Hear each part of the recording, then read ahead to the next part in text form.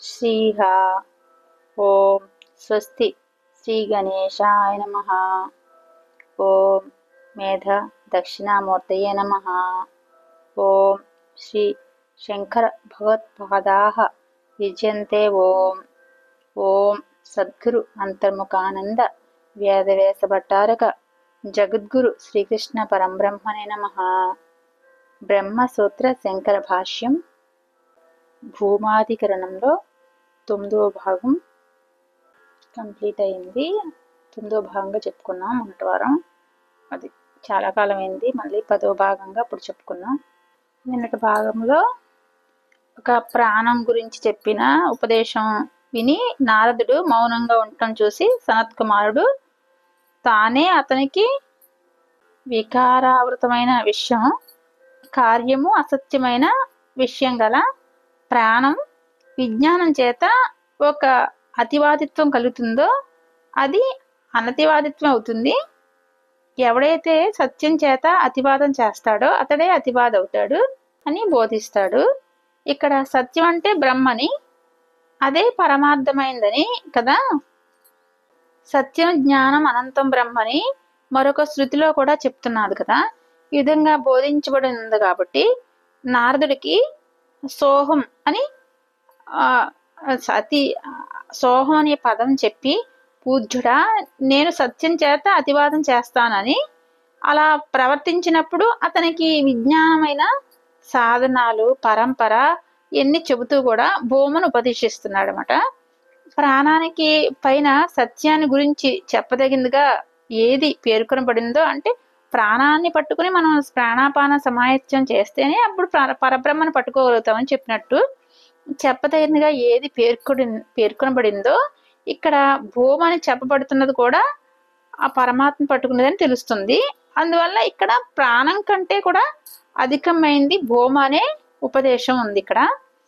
కాబట్టి ప్రాణం కంటే అన్యమైన భూమ పరమాత్మే అనటానికి తగినట్టుగా ఉంది. అది ఈ విధంగా చెప్పినప్పుడే ఆత్మ గురించి జరిగిన ఒక ప్రకరణం ప్రారంభంలో చెప్పినట్టుగా ఒక యుక్తంగా ఉంటుందని నిన్నటి భాగంలో చెప్పుకున్నాం.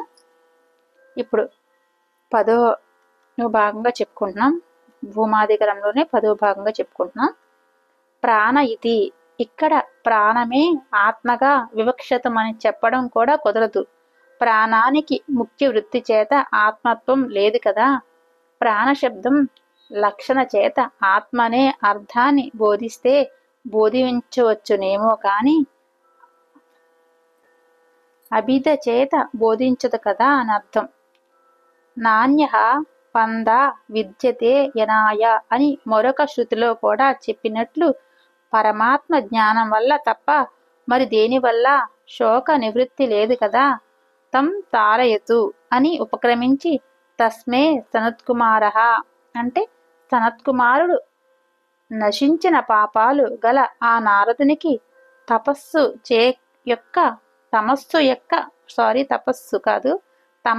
యొక్క అవతలి ఒడ్డును అంతమును చూపించాడు అని ముగిస్తున్నాడు. తమస్సు అనగా శోకాదులకు కారణమైన అవిద్య. ఉపదేశం ప్రాణంతోనే ముగిసిన పక్షంలో ఆ ప్రాణం మరొక దానియందు అంటే బ్రహ్మయందు ఆధారపడి ఉన్నది అని చెప్పబడి ఉండేది. ఆత్మనః ప్రాణః ఆత్మ నుండి ప్రాణం పుట్టినది అని బ్రాహ్మణం కూడా ఉన్నది. ప్రశ్న: ప్రకరణం చివర పరమాత్మ వివక్ష ఉంటుంది, భూమ మాత్రం ప్రాణమే అన్నట్లయితే సమాధానం అది యుక్తం కాదు. సహా మహిమ్ని అంటే పూజ్యుడా ఆత్మ దేనియందు ప్రతిష్ఠితమైనది తన మహిమ మీదనే. ఇత్యాదికం చేత భూమనే ప్రకరణం చివరి వరకు లాగించారు. అతి విశాలంగా ఉండటమే భూమ. ఇలాంటి భూమ పరమాత్మ సర్వకారణం అవటం చేత ఆ పరమాత్మకు మాత్రమే అన్ని విధాలా కుదురుతుంది. కాస్త చెప్పుకుంటేనే అర్థమవుతుంది. దీనికి వివరణంగా చెప్పుకున్నాం. ఇక్కడ ప్రాణం అనేది ఒక ఆత్మని చెప్పటం వివక్షితం అని చెప్పడం కూడా వివక్షితమే కానీ అలా చెప్పడం కూడా మళ్ళీ కుదరదు. ఎందుకంటే ప్రాణానికి ఒక ముఖ్య వృత్తి ఆత్మత్వం అనేది లేదు కదా దానికి. అంటే ప్రాణశబ్దం అనేది లక్షణ చేత ఆత్మనే అర్థాన్ని బోధిస్తున్నారు. బోధిస్తే బోధించవచ్చునేమో కానీ అంటే అలా అభిధ చేత బోధించదు కదా అని అర్థం ఇక్కడ. అలాగే మరొక శృతిలో కూడా చెప్పినట్లు పరమాత్మ జ్ఞానం వల్ల తప్ప మరి దేని వల్ల కూడా శోకం అనేది పోదు కదా. అట్లా దాని అలాగే సనత్కుమారుడు నారదుడి యొక్క పాపాలను నశించిన తర్వాత, అంటే తమస్సు యొక్క ఒక అవతలి ఒడ్డుకి తమస్సు పోయిన తర్వాతే ఒక అంతమును చూపించాడు అలా అని ముగిస్తున్నారు కదా. అంటే తమస్సు అంటే ఏంటి? శోకాదులకు కారణమైన అవిద్య పోతేనే అప్పుడు మనకి ఉపదేశం తీసుకునే అర్హత కూడా వస్తుందని అర్థం. ఇక్కడ ఉపదేశం ప్రాణంతోనే ముగిసిన పక్షంలో ప్రాణాపాన సమాయుక్తం చేస్తున్న వల్లే మనం దాని ప్రాణాన్ని పట్టుకుంటేనే బ్రహ్మను పట్టుకోగలమని, అలా ఉపదేశం ప్రాణంతోనే ముగిసిన పక్షంలో ఆ ప్రాణం మరొక దాని యందు అంటే బ్రహ్మ యందు ఆధారపడి ఉన్నదని చెప్పబడి ఉండేది కదా. ఇక్కడ ఆత్మ నుండి ప్రాణం పుట్టిందని, ఆత్మ నుండే ప్రాణం పుట్టింది అని బ్రాహ్మణం కూడా ఉన్నది. కాబట్టి ఇక్కడ ప్రశ్న ఏంటి?